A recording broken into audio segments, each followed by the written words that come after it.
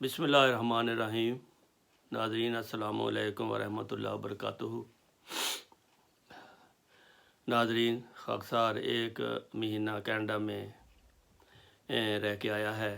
میں چاہتا ہوں اس کا کچھ جو میں نے اخذ کیا ہے اس کا خلاصہ آپ کی خدمت میں پیش کر دوں۔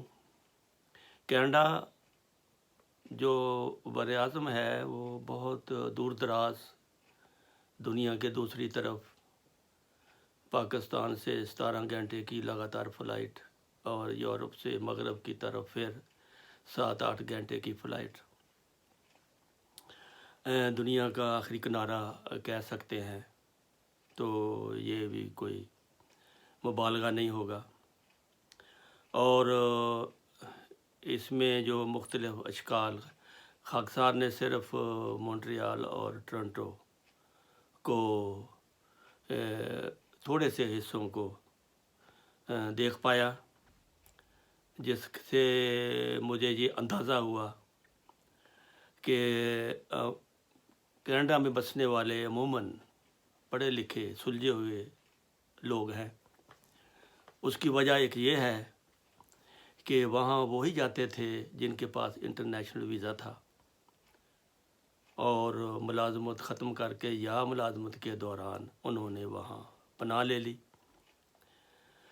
تو اس میں P I A, Pakistan air force, British Airways اور ہوائی ایجنسیوں کے افیسر، انجینئر، پروفیسر، ان کی اولادیں،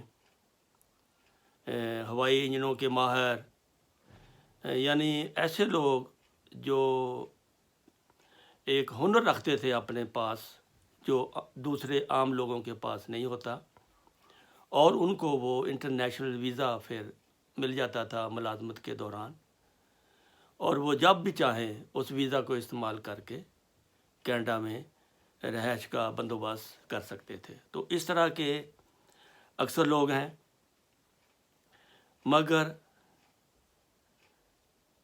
کینیڈا اتنا وسیع ملک ہے کہ اس کے اندر ہی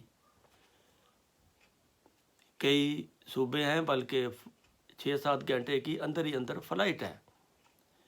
ایک سے دوسری جگہ جانا ہو تو 6-7 ہزار کلومیٹر کا فاصلہ بن جاتا ہے اندر ہی اندر، اور وسیع ہے، چوڑی سڑکیں ہیں، مکان 80% ایسے لوگ ہیں جو اکیلے اس کو کہتے ہیں اپنے ہاؤس۔ جاب بہت ہے، بزنس بہت ہے، پڑھے ہوئے سلجھے ہوئے لوگ اس لیے وہاں زیادہ ہیں کہ وہاں ہائی سوسائٹی کے لوگ زیادہ گئے ہوئے ہیں، کیونکہ جو زیادہ پڑھے لکھے ہوں ان کی پھر اولادیں بھی، تو ان کے مکانوں کی ایک چھوٹا سا میں نقشہ آپ کو دے دیتا ہوں۔ اکثریت کے پاس وہ ایسے مکان ہیں جس کی 3 منزلیں ہیں، ایک بیسمنٹ ہے، اس میں 2-3 کمرے، واش روم ہوتا ہے، وہ مہمانوں کے لیے استعمال کرتے ہیں، درمیان میں کچن اور بیٹھنے کی جگہ ہے، ٹی وی لاؤنج ہے، وہاں بھی ٹائلٹ ہے، سب کچھ ہے، انتظام ہے، اور اس سے اوپر سونے کے لیے جگہ ہے، اور پیچھے کافی جگہ خالی ہے، گراج ہے، آگے 2 سے 3 گاڑیاں اور زیادہ بھی کھڑی ہو سکتی ہیں۔ اس طرح کی سہولیات تقریباً ہر ایک کے پاس ہیں۔ اگر اپارٹمنٹ لے لیں تو اپارٹمنٹ بھی بہت کم ہیں، لیکن سہولتیں ویسے ہی ہیں جیسے سب تہذیب و یافتہ اور سلجھے ہوئے لوگ ہیں۔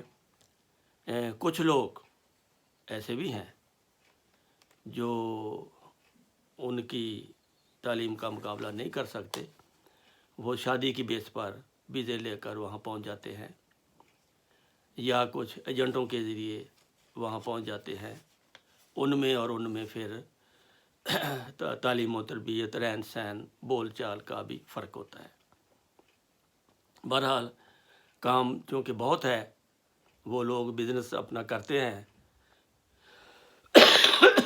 اور پیسے کے حساب سے تقریباً سارے برابر ہیں، پیسے کی کمی نہیں ہے دنیا داری کے لحاظ سے، تو پھر وہ لوگ مہمان نواز ہیں، وہ دعوت کر کے مہمانوں کو رکھ کر اکثریت ان کی خوش ہونے والی ہے۔ اور لیکن بعض دفعہ ایسا بھی ہوتا ہے کہ مہمان گھر میں رکھے ہیں اور ایسے مہمانوں نے ان کو سارے نہیں، یہ ساز و ناظر کے طور پر ہوتے ہیں ایسے لوگ جو آخر میں بغیر شکریہ کے چلے جاتے ہیں، یا تھوڑی سی خدمت کی کمی کا بہانہ بنا کر ان سے ملنا بھی گوارا نہیں کرتے، ان کی 3-4 دن کی مہمان نوازی سمجھو کہ ضائع ہو گئی۔ ایسے بدمزگیاں بھی درمیان میں ہوتی ہیں۔ وہ میں نے بتایا ہے کہ تعلیم ہوتی ہے، آخر اس کے ساتھ تربیت کا ہونا بھی ضروری ہے، لیکن یہ کوئی نئی بات نہیں ہے۔ یہ مجھے یاد آ گیا کہ رسول کریم صلی اللہ علیہ وسلم کے زمانے میں بھی عرب کے بدو بعض ایسے خیالات رکھتے تھے۔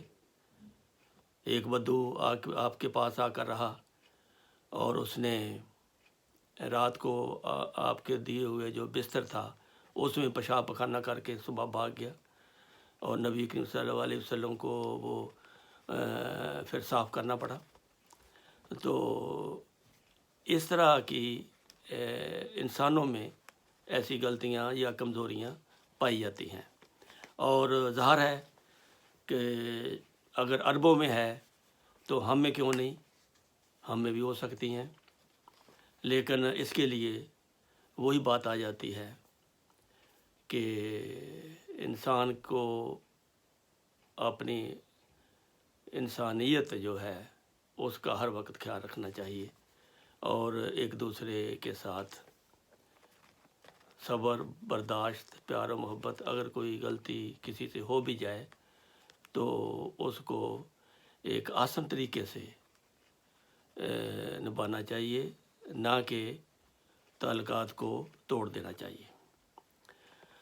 تو اس طرح یہ میں نے آپ کو خلاصہ تھوڑا سا بتایا ہے کہ وہاں کی زندگی اس قسم کی ہے کہ اگر کوئی مصروف رہنا چاہے ہر وقت تو وہ وہاں اس کے لیے ممکن ہے۔ تو پھر جو نئے جاتے ہیں ان کے لیے وہ اور گورنمنٹ تقریباً ویلکم کرتی ہے سارے لوگ۔ تو اس طرح میں نے دیکھا ہے کہ معاشرہ چونکہ وہاں پہ بھوک نہیں ہے، اس لیے وہاں پہ اخلاق کی بھی کمی نہیں ہے اور رزق کی بھی کمی نہیں ہے، اور ہر لحاظ سے گورنمنٹ بھی اپنے لوگوں کا خیال رکھتی ہے۔ جو کچھ بھی کوئی کرنا چاہے گورنمنٹ اس کی مدد کرتی ہے۔ میں نے وہاں پاکستانی زمیندار بھی دیکھے ہیں جنہوں نے وہاں زمین خرید کر اپنا زمیندارہ شروع کر دیا ہوا ہے، اور ان کو بھی گورنمنٹ سپورٹ کرتی ہے۔ تو اس طرح یہ ملک دور دراز ضرور ہے لیکن بہت ہی پیارا اور بہت ہی ہر قسم کی سہولتوں والا یہ ملک ہے۔ اگر کوئی وہاں پر جانا چاہے تو اس کے لیے زندگی میں اگر موقع ہے تو اس کو رہنے کا نہیں تو دیکھنے کا ضرور موقع نکالنا چاہیے۔ وہاں پر قدرتی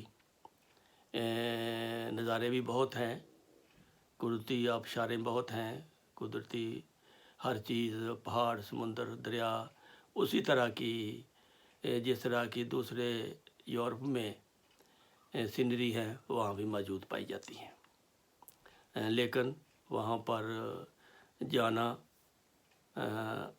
بغیر تعلقات کے یا بغیر اپنے رہائش کے انتظام کے ٹھیک نہیں ہوگا۔ پہلے آپ اپنی رہائش کا بندوبست کریں، پھر آپ کینیڈا کی سیر کے لیے ضرور جائیں۔ السلام علیکم ورحمۃ اللہ وبرکاتہ۔